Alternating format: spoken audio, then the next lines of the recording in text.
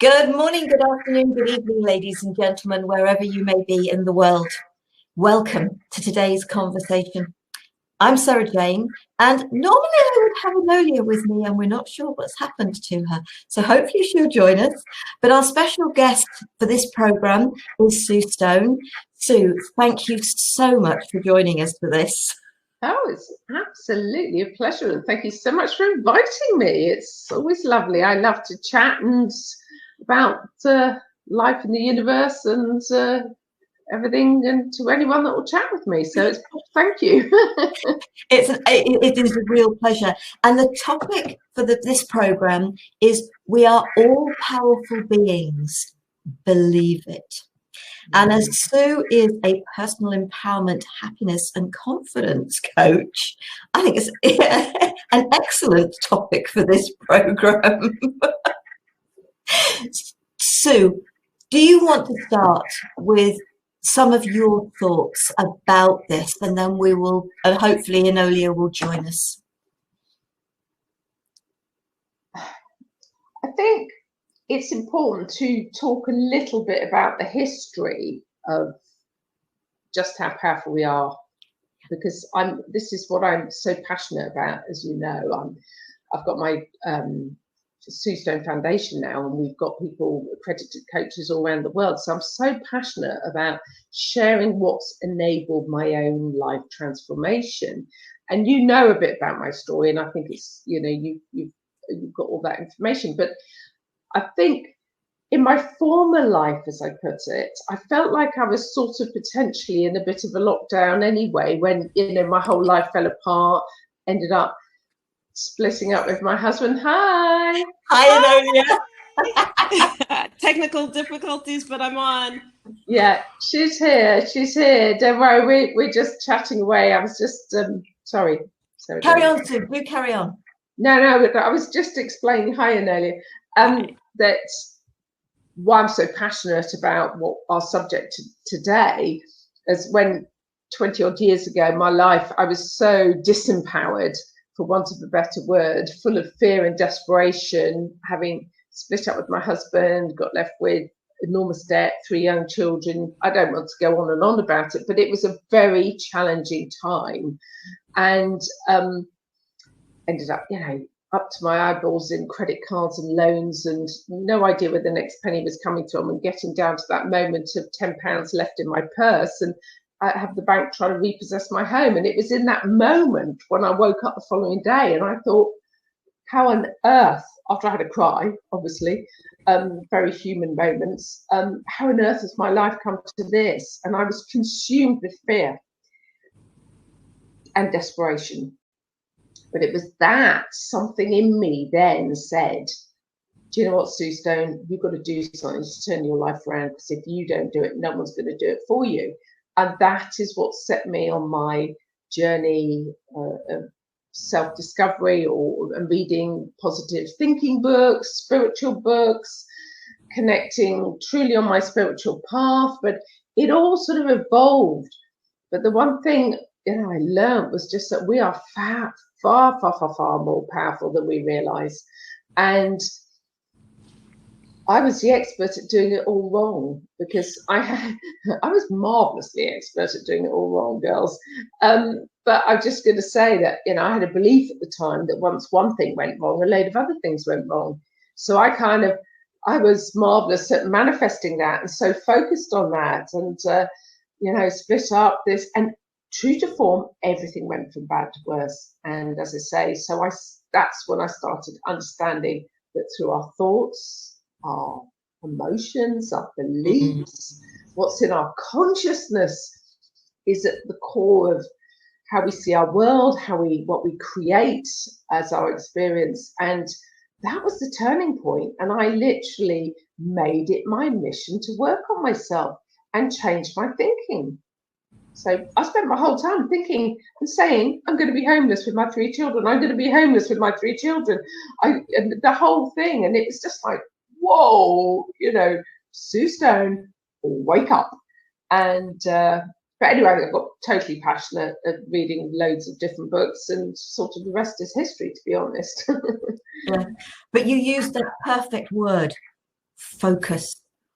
What you focus on is what you draw to you. And that is our power, isn't it? But when we focus on the negative, as you were talking about, it makes us feel powerless. Well, we are powerful all the time, but we don't realize that we're powerfully creating what we don't want. And I think talking about feeling like powerless victims with our conditioning and programming that we've all had, if we listen too much to certain things and experiences, we can start to cultivate the beliefs that we have no power. So it's about everybody. I think time is now, with everything going on in the world, that everybody realizes that they need to take 100% responsibility for what they're creating, the world they want to create, and not getting caught into the fear and drama of what is going on out there and slipping down into that slippery slope of, disempowerment. So, yeah. It is one little phrase, just sorry, you saying about what you focus on, but the first little phrase all those years ago that somebody said to me was, well, Sue, don't forget your thoughts create your future. And even though it was such a simple phrase, and it was long before I had researched it at such in-depth levels to, down to the science, the quantum physics that backs up the ancient wisdom, to the neuroscience and all this sort of stuff, and the emotion behind it and the feeling. But that little phrase, my thoughts create my future, I thought, wow, that in itself is pretty powerful. Same thing, it's all these different things of saying the same thing in lots of different ways, but different things resonate with different people, don't they? They do. Enolia.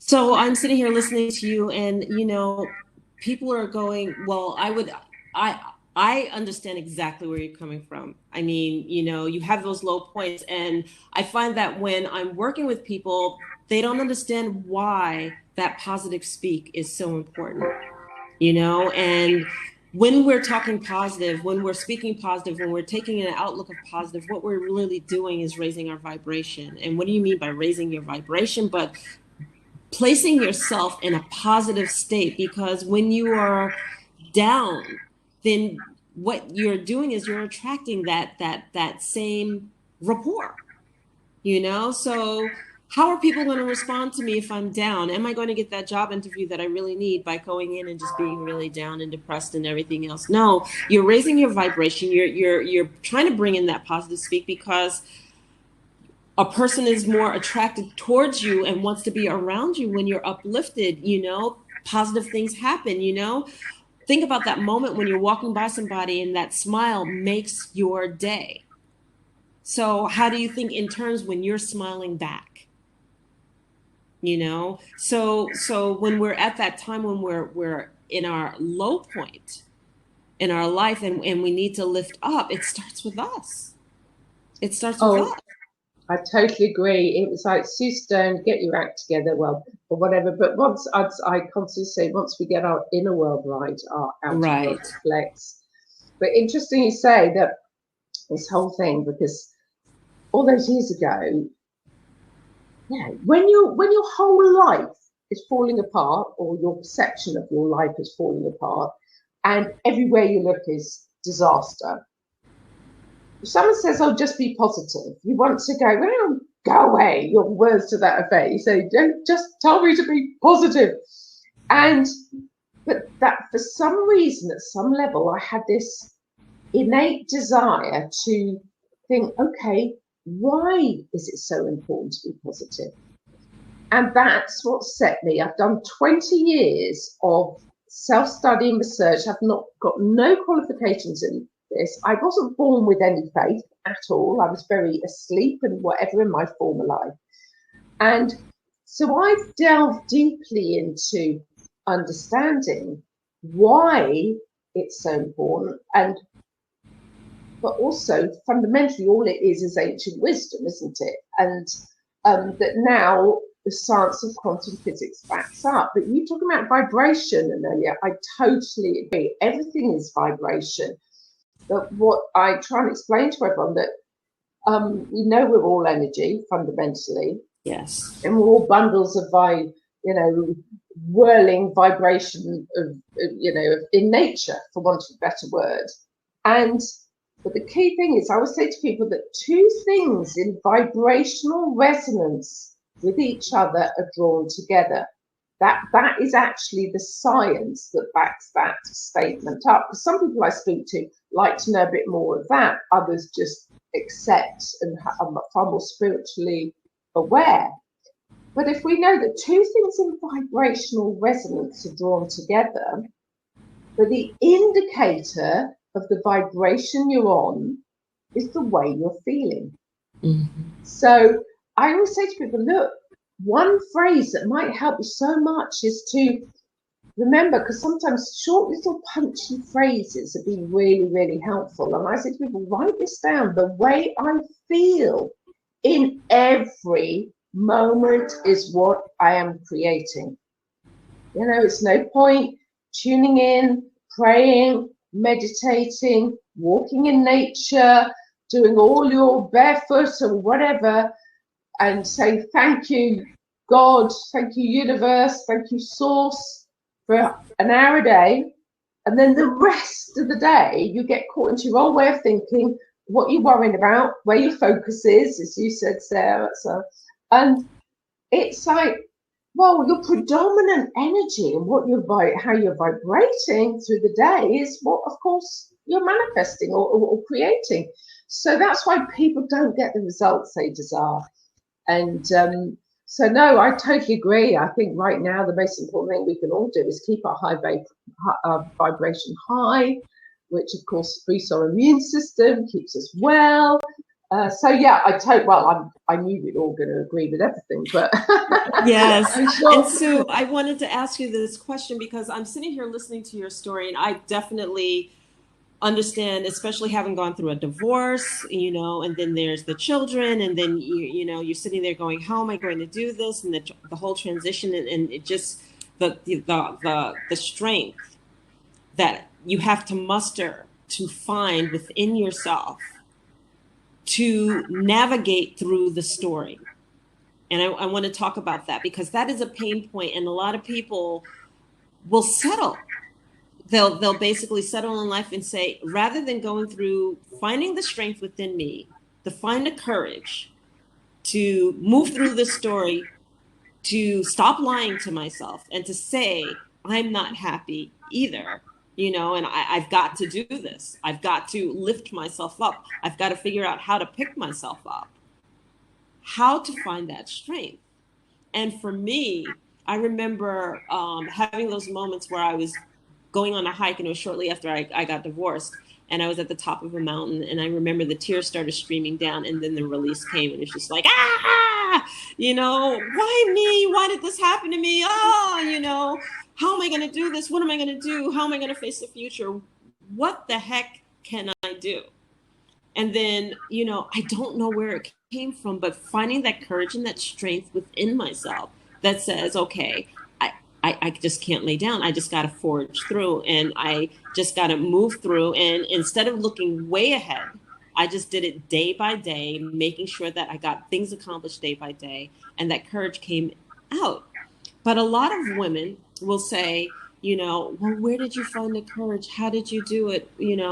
How was it for you in finding that courage within to muster through getting past the story and getting past this time? Yeah, it's a really good question. And even leaving my husband took courage.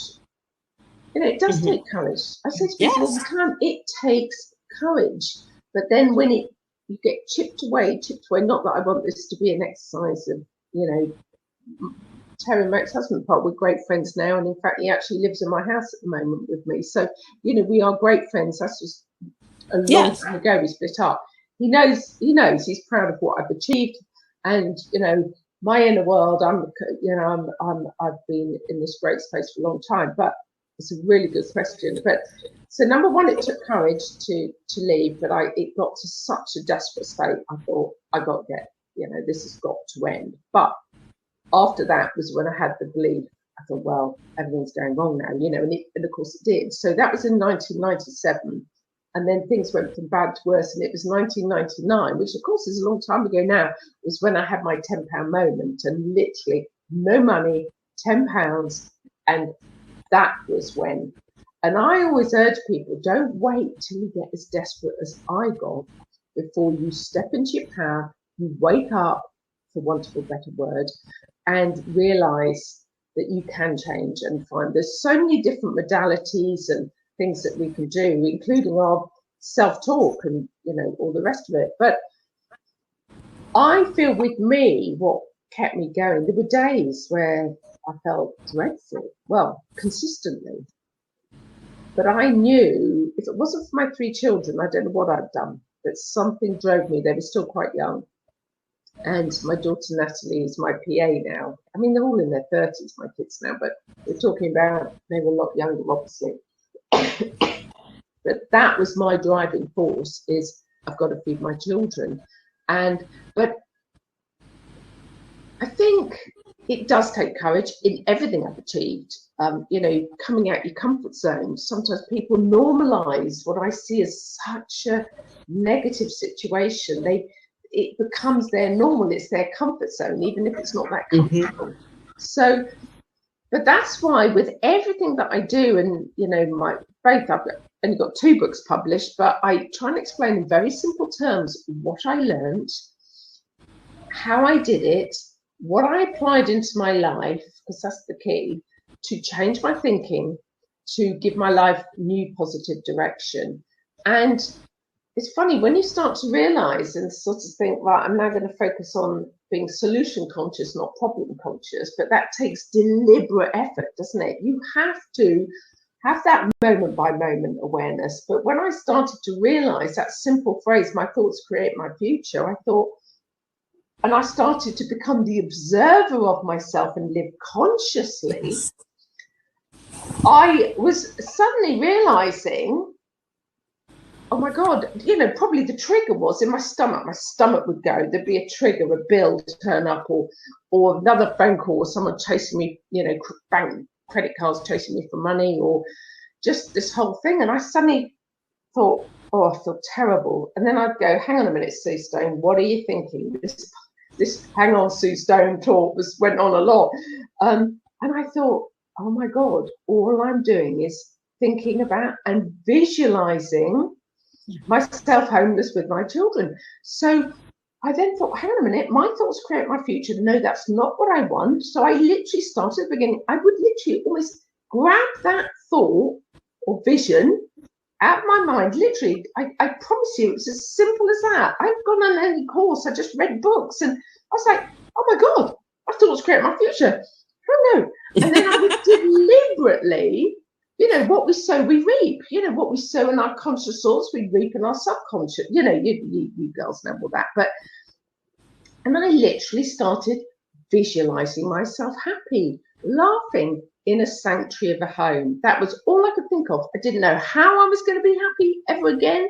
I'd even forgotten what it felt like to be happy.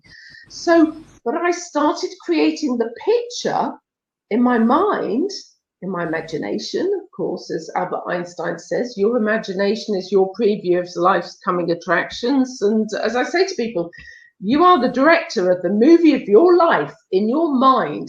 So for goodness sake, direct a movie that you like the ending of. So it was just like you said, totally a moment by moment. I'm learning to live in the now. Sorry, girls, I'm talking too much now, but learning to live in the now is one of the biggest breakthroughs. It is. I can remember thinking, this is the only moment I've got. So why am I fearing what might or might not happen? So to keep myself in the now, thinking, Sue Stone, this is the only moment you've got. Why choose thoughts that make you miserable? Because if you choose thoughts that make you miserable or fearful, the way you feel in every moment is what you're creating. Whoopsie. So get out of that. Focus on what you've got to be grateful for. The air you breathe. You've got 3 children that love you. Back to basics. And so that's what I did. Just back to simple basics of gratitude and love. And of course, that's a great vibration to live in, isn't it? Oh, absolutely. But I think it's for me, I got to the stage where I was so uncomfortable in my life. And it was just like, with my ex, it was just like, we were parallel lives. His parallel was in rose petals, lined with rose petals. Mine was lined with rose thorns. And I got to the stage I had to go out.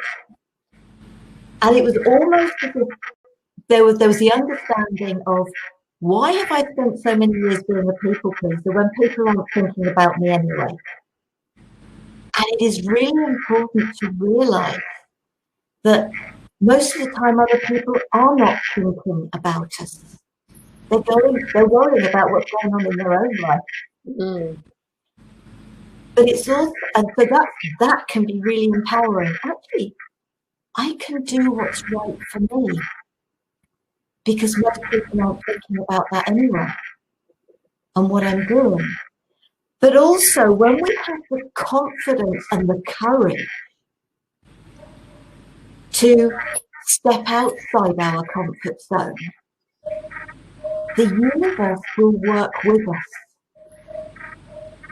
It will so help and support us.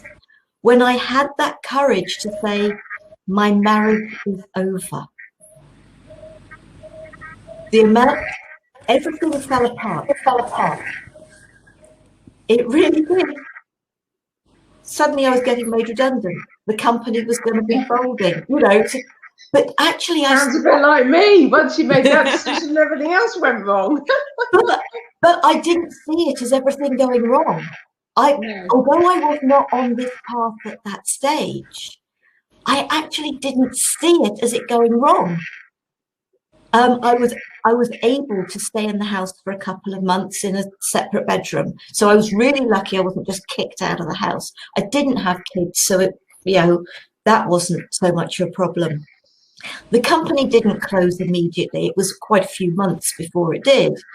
And I eventually moved out into rented accommodation for 6 months. But then the company that took us over was offering people the chance to move and work for them down to Bournemouth, which of course is where I now am. So suddenly, and I didn't stay with the company, I took redundancy, them virtually having moved me down anyway. I really made the whole thing work for me.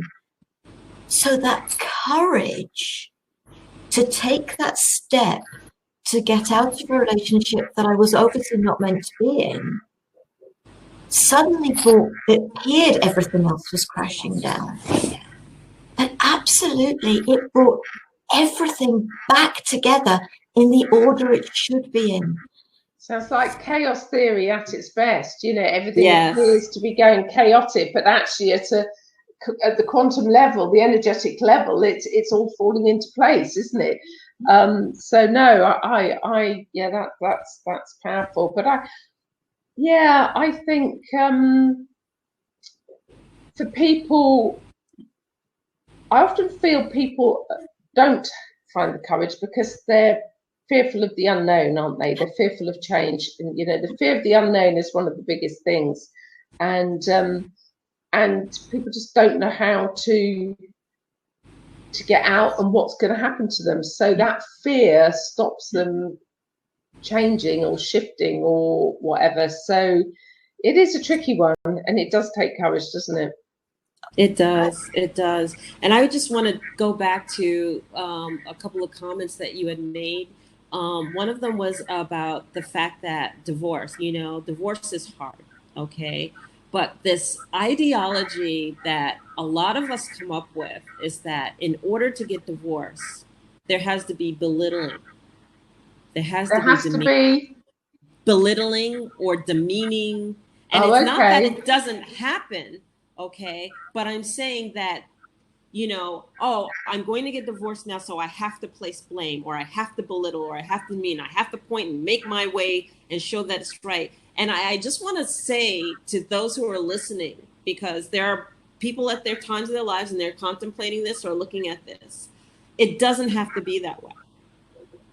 Even if your partner is that way, it doesn't have to be that way on your part. we can choose to take responsibility on our part without having to demean, without having to belittle, without having to place blame. Okay. And then basically just say, you know what, we both deserve happiness.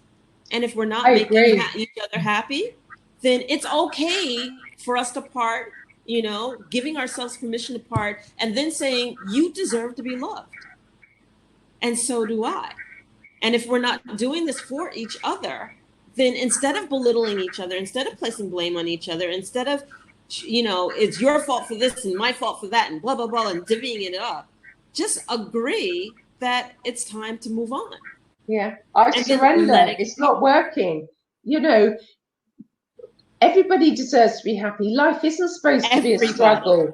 And people think, oh, it's what it is. And are we really, realistically meant to stay in the be with that same one person? I know it's wonderful if it is, but to be close and magical with one person forever and ever and ever, you know, there are going to be times where people come apart and come together, and yes, you know, people grow and change at different rates. So I think that, but you know, I think rather than focus on splitting up with relationships, let's focus on, sorry, it's your conversation, not mine, but I'd rather focus on people empowering themselves to realize in these moments in times, because, you know, more and more people are leaving and accepting, and, you know, or some people are too fearful for change and they won't, or picking their moment. But, you know, things happen. But like I said, my main concern is people normalize what I see as a really mediocre situation, and they forget, like I did, how to feel happy and what it felt like to be happy. But I think more and more people are being aware of there's something I'm finding with my work, you know, it's going exponentially in terms of people being drawn to me. And when you've got a bit of a story, and you know, you can't fake, well, I suppose you can try and fake being happy, but you well, people do, I guess, but you know what but you can't keep it up, can you? And you know, it's if you want to look around yourself and realize you're surrounded by love, beautiful things, that's what more can you ask for? Actually, at the end of the day, what more can you ask for? And I think that's what we've got to focus on, that we all understand that, and that but it's, as I try and remind everybody, every thought we think, every feeling we have, and every word we speak affects us at the quantum energetic level. And where I see is that people say, well, one friend of mine years ago used to say to me, well, Sue, I am a positive thinker, she said, but there's always another problem around the corner. And of course, guess what she got? Always another problem around the corner. So I said, it's all very well thinking positively and visualizing it, but if the words coming out of your mouth is, you know, oh, I'm desperate, I'm bored, I'm depressed, I'm frustrated, the power of the I am is huge, isn't it? We are literally commanding God, commanding the universe, commanding source, commanding the intelligence, infinite intelligence, whatever we want to call it. Give me more of that. So, you know, it's like we can create a life we love. That's what my main passion is, thinking, God, if I can do this as a single mum, I've been consistently like this. I'm a pain, actually. Look, I wore my T-shirt just for you girls. Can you see that? The more you love life loves you back. That's one of my total affirmations, is the more you love life, life loves you back. You know, life will throw us challenges. And of course, goodness me, the whole world's been facing challenges in this last year. But, you know, they will throw us challenges, but it's how we let those challenges affect us, isn't it? Is our choice. Are we going to get caught in the drama and go down the fear route? Or are we going to go, okay, this moment is all I've got, so I'm going to adapt and do things. So, yeah, through every thought and emotion, of course, the emotion, the feeling is the energy in motion. I mean, I could go on and on about all this, but as I say, You girls have got lots to offer too. So, and I think really it's a matter of sort of thinking that, okay, what is going on in other people's lives? How are other people talking? And do I need to take that energy on? Is that anything actually to do with me? So when we let other people's reactions to anything that we say or something that's going on in their life affect us, that's what takes our power away. And we have the power to think, I've just heard what you've said, and I'm not talking about the conversations we're having now, because I think we're all very much on the same wavelength. But actually what you're saying, I don't believe has anything to do with me. Therefore, I'm actually going to let that go. I'm not going to disempower myself by believing what you're saying possibly about me. don't forget, people, as I see it, it's, you know, if people, look, if you're a happy person at peace, you have no desire to put somebody else down. Exactly. Do you? So, as we all know, it's, you know, if someone wants to absolutely criticize, condemn, make a judgment, it is a reflection of them, isn't it? What's going on in their thoughts, their consciousness. Yeah. And as we know, no one, Eleanor Roosevelt said, no one can make you feel inferior without your consent. So, as you quite rightly say, you can either take it on board as your truth, or you think, no, I'm not going to accept that as my truth. So, yeah, I agree. There's a lovely quote. Just because somebody threw you in Lake Inferior doesn't mean you have to keep swimming in it. You're better than that. Enolia. Yeah, so, you know, I'm sitting here thinking about it, and I so agree in the respect that when we truly come into our heart space and we learn that the ego is what defines our boundaries, and the ego is what really defines the fear, because we have like this bubble of where we like to operate. And as long as we operate within those boundaries, you know, everything's good. And as soon as the heart's desire comes forward, right? The heart's desire always wants to desire past the boundaries. And then that's where we get fearful, because we're comfortable. And if we just can sit into our hearts and really allow that desire to go and trust ourselves and our own confidences and our own power, and trust the universe, and just keep that clear, positive line of sight, and just move through the story of what we perceive as fear, everything falls into place. And that's the key. It really falls into place. And so go beyond the bubble. You don't have to take a leap and jump off the edge. You can go in baby steps. But the key is that you will never move past the hamster wheel until you move past your routine, until you move past where that comfort level is, and you move forward. And if you do that, believing in self, trusting in self, and knowing that even if I fall, I can pick myself up, it's really nothing stopping you ever from achieving what you choose to achieve. And that's a beautiful thing. It really, really is. And that is something we all possess. We all possess. So it really, really comes to, are you willing to step forward? Are you willing to take a leap, take a chance, and move past that story that's been created by the ego that says, oh, gosh, I can't go past here because. Yes, I can. Yes, I can.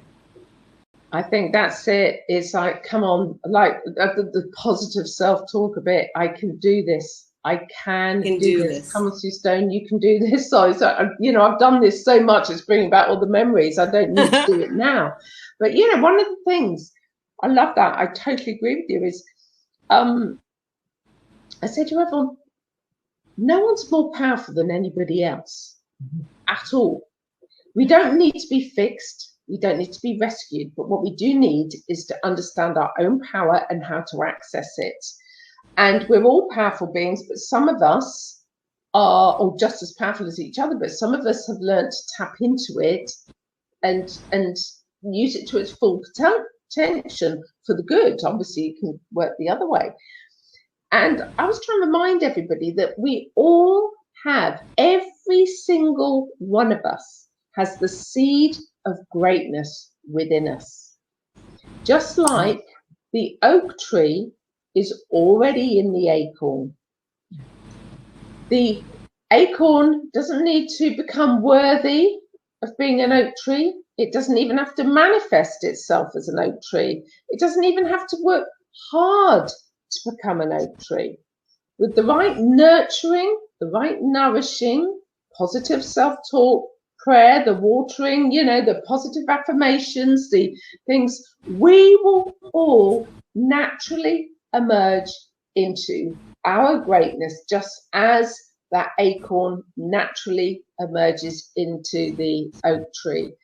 But where, of course, what happens is, we've all born with this seed of greatness, but yes, maybe we've got learnings and discoverings of soul choices and things, but at the end of the day, it's what's in our consciousness, if we, in our programming, if this is why as parents, we have such, we all parents, or no, yeah. But or two parents, or even with your peers, we have such a responsibility for the language we use, because if you say you're no good, the number of people that I come and see me and their parents told them you'll never achieve if you go on to that, and that one little thing, that's what they had, you'll never achieve. So they will then grow up with that belief that they will never achieve, that they're not worthy, when they have, and this is what I'm trying to say to everybody, spend my time doing is, you'll only ever achieve in life as far as your thoughts and beliefs take you. So we need to, this is how people do the capping with the glass ceiling, isn't it? Is if we can remove and identify back to being the observer of yourself, watching what's coming out your mouth, what you're thinking, and taking responsibility for those, thinking, actually, I don't need to accept that as my truth anymore, because I can do this. I am worthy of a great life. I am worthy of abundance. I am worthy of love. And I can. And it is a transition. It certainly was for me. Don't forget, I went from that total fear state of forgetting what it felt like to be happy to suddenly having days of, it took a bit of time, for sure it did, but I made it my mission to work on myself. And as I say to everyone, there's no point knowing what to do. You've got to do what you know. And there's no point going on all the courses, reading all the books, and forgetting to apply what you've learned in your life, because nothing is going to change. And I'm sure you girls both agree with me. And as I say, banging on again, but I urge people, do not wait till things, get so desperate before you. The greatest investment anyone can make is to work on themselves. Yes. And heal and let go of the past. That takes a bit of practice, but and to live in the now and love unconditionally. And love yourself. That's the unconditional love we need first. I don't like using the words want and need, I really don't, but no, I agree. Loving ourselves. If we can't love ourselves, how can we expect anybody else to love us? And I do remember that feeling of, so when I heard somebody say, I know who I am and I like who I am, and I'm thinking, how the heck do you know that? Because I had no idea, because of the insecurities within me, because of what had happened to me in my very early years. I felt unwanted, unloved, not good enough, unworthy. Every single negative word you can come up with, that's how I felt. But the wake-up call, and it was about, nobody's worrying about me anyway, nobody's thinking about me, so why am I worrying about it? And taking that power back. As with everything, it takes time. It didn't happen in 5 seconds flat. But as Helen says, it was an opportunity to restart. If you can restart yourself and stay in your relationship, great. It just happens that the three of us didn't. But it is about the love of self. How many people at the end of the day say to themselves, you've done really well today. I'm so proud of you. I don't just do it at the evening, I do it at lunchtime. Whatever I've achieved in the morning, it may not be what I'd hoped to achieve, because things always crop up and stop you from doing some of the things you want to do. It doesn't matter. Praise yourself, love yourself. I have an affirmation which includes, I am the love of my life. Because when I can truly love me, I know I can bring more of that to the lives that I touch. I know that everybody is special. No one is more or less special than anybody else. But we are special in our own unique way. And that is the important. I've worked with children and adults with learning difficulties. They aren't less special. It isn't an us and them with anybody in the world. It is, I am part of the whole, and I know I am, and that makes me special, and that makes you special. And it's that feeling good about ourselves. And even if all we've achieved is getting out of bed, which, having come very close to being diagnosed with ME, I know that feeling. That just about managed to get out of bed and then having to plonk myself on the settee because I hadn't got any energy left. I absolutely know that feeling. But if you've done it, and if that is all you can say, well done to yourself for, then do it. Congratulate yourself. Praise yourself. And you will draw more of that to you. That is your power. Yeah, I agree. But it seems very hard. I remember years ago when I was in my desperate state, reading books on self-love, I thought, it's all about the ego. Obviously, we know that's not the case. No, but you've got to love yourself. I think, oh God, what does that mean? Honestly, I went to see, I don't know, Sarah, if you know Diane Egby Edwards. I've certainly heard of her. Yes. I've heard of her. I don't think. Yeah. Was she lovely lady? She's local to us, and she was the first lady all those years ago I went to see when I was distraught and desperate. And a year after I split up with my husband, I'd met another man, and it was all on and it was off. It was the best, it was the worst. So all of that added to the no money and financial, it was just disaster. But anyway, I remember going to see her and getting all worked up and whatever. And she said to me, she said, Sue, you've got to let go of the past, live in the now, and love unconditionally. And I remember thinking at the time, how the hell do you do any of that, and let alone learn to love yourself? I just had no idea. But of course, as time's gone by, we realise the importance of this. But self-care is huge, isn't it?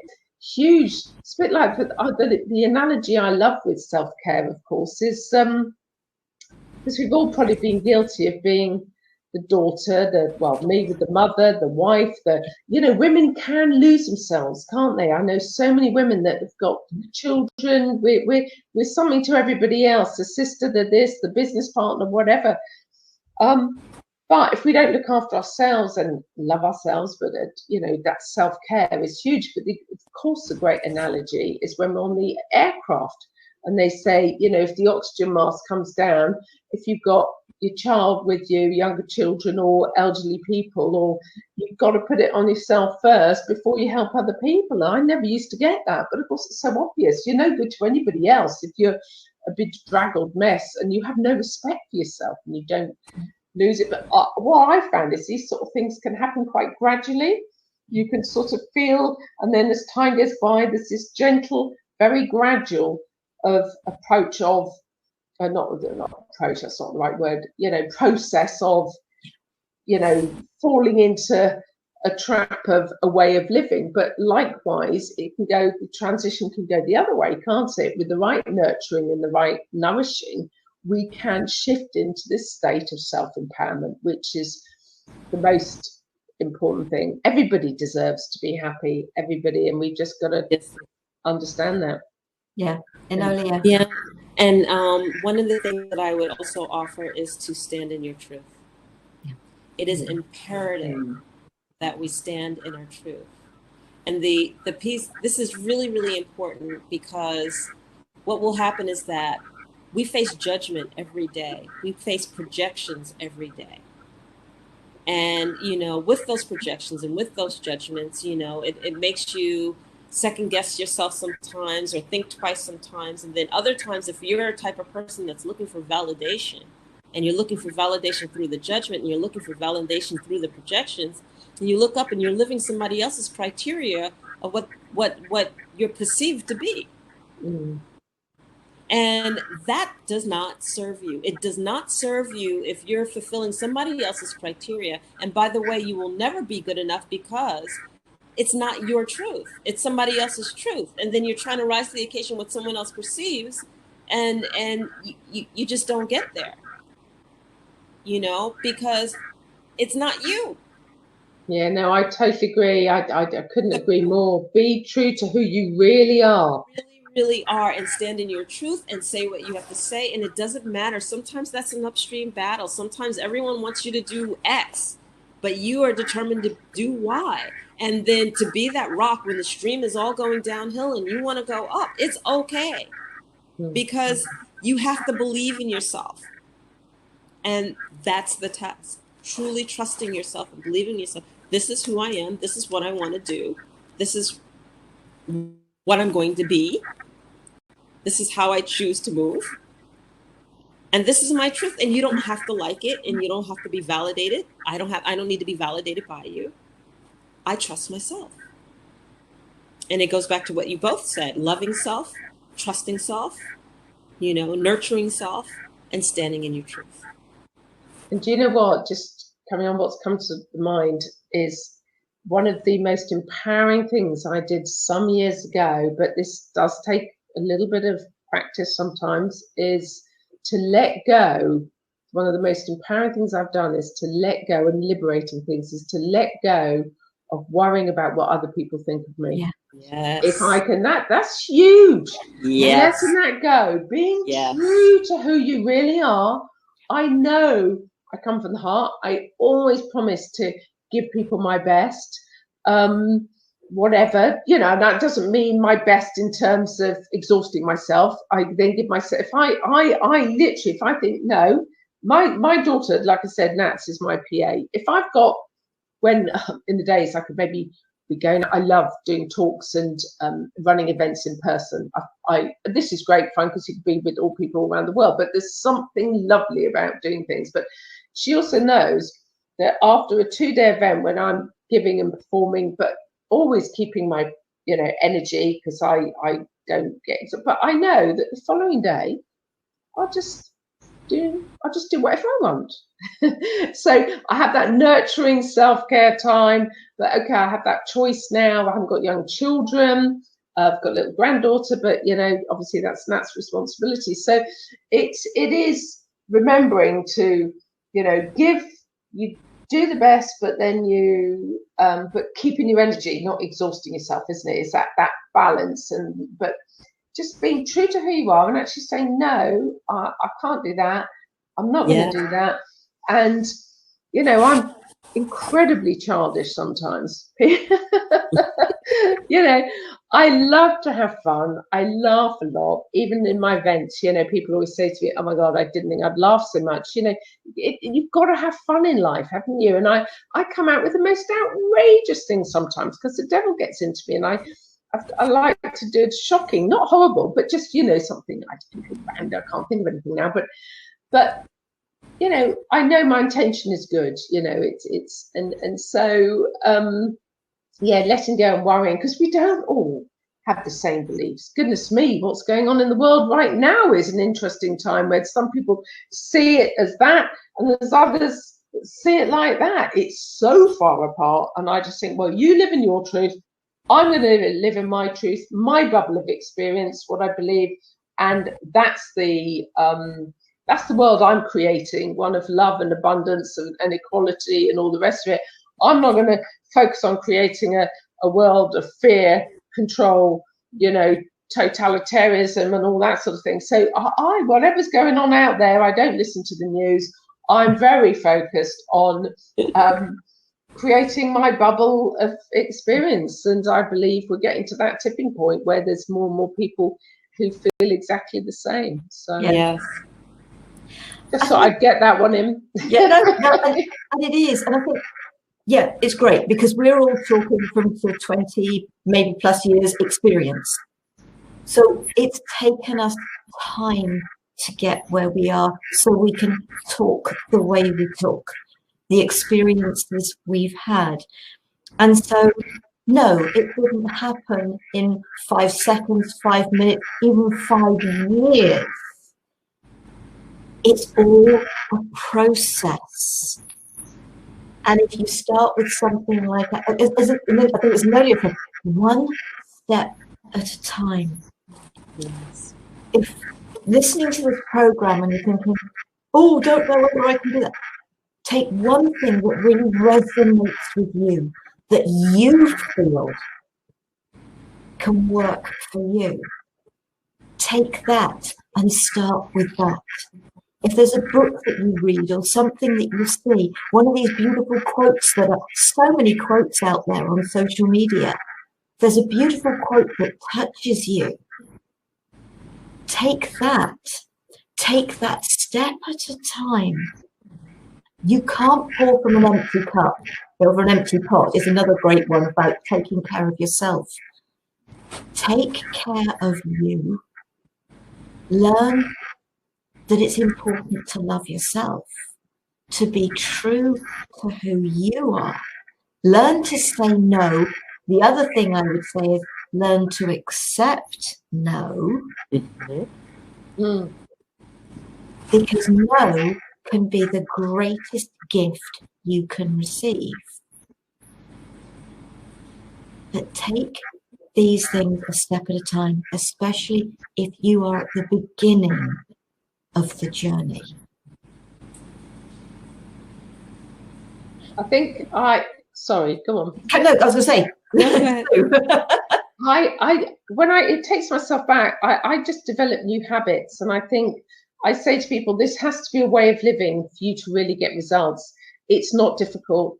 As I say, I didn't come out with any complicated things. I've never done an NLP course. I've never done anything. But what I have done is 20 years of research and passion. But say it doesn't take 5 years. I moved into quite a different place much quicker than 5 years, I've got to say.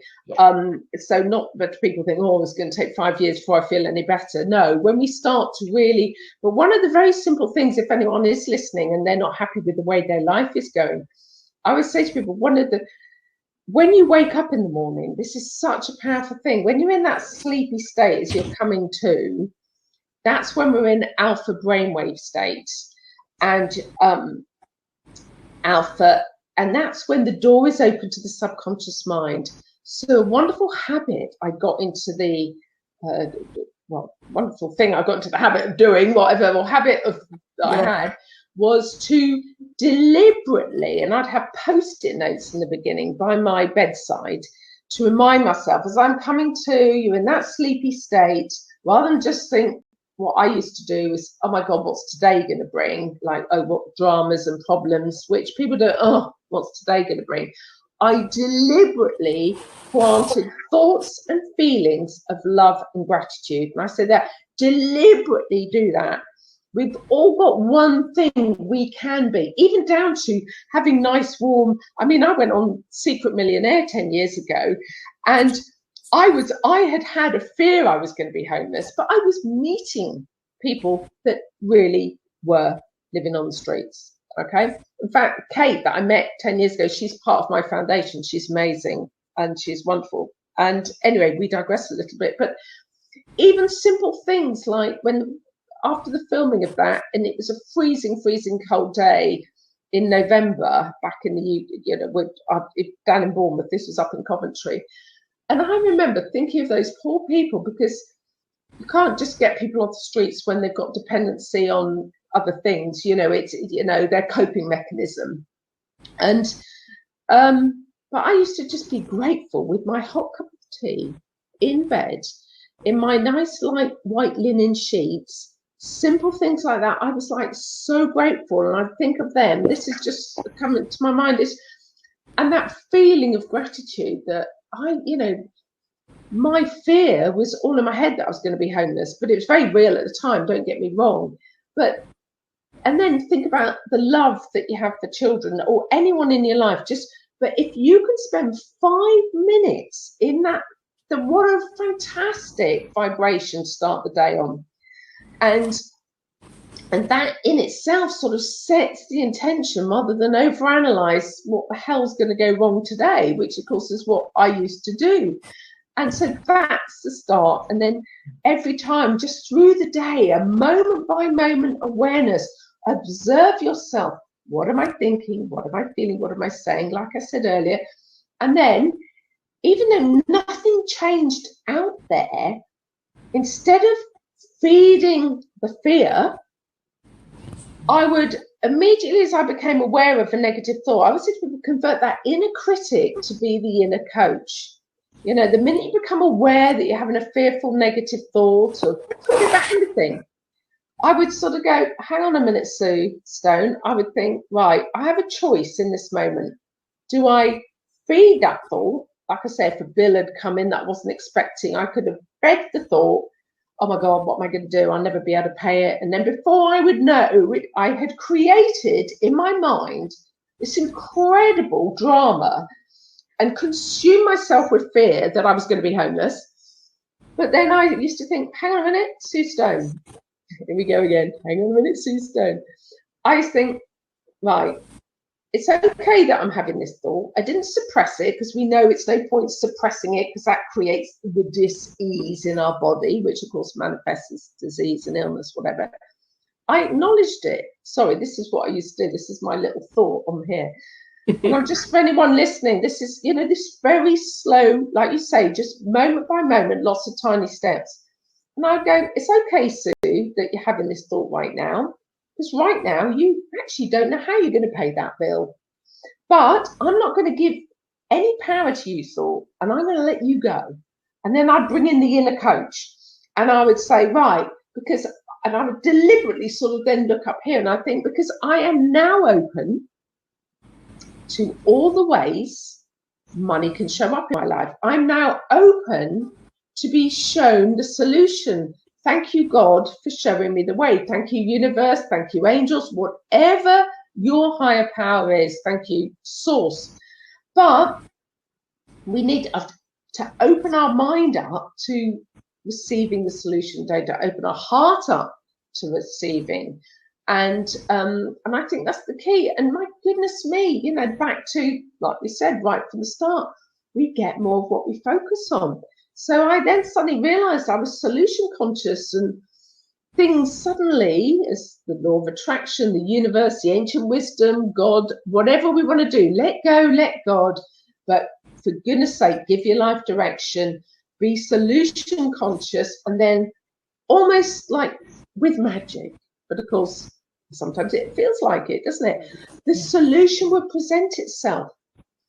And another lovely, sorry, girls, I will shut up in a sec, but I'm just thinking, if, like you bringing up, if anybody is in a stage, this is, I feel the fundamentals of just embracing a few little techniques makes such a difference. But I adopted the belief, and I started affirmation. I used to say, I believe in miracles. Miracles happen to me, number one, because you don't. But an even better one I feel is I create seemingly impossible miracles in my life. I shared that on Facebook recently. That was one of my favorite affirmations all those years ago, because when we say seemingly impossible, it bypasses any limiting beliefs in the conscious and the subconscious, doesn't it? Because we seems to be impossible, but I create them.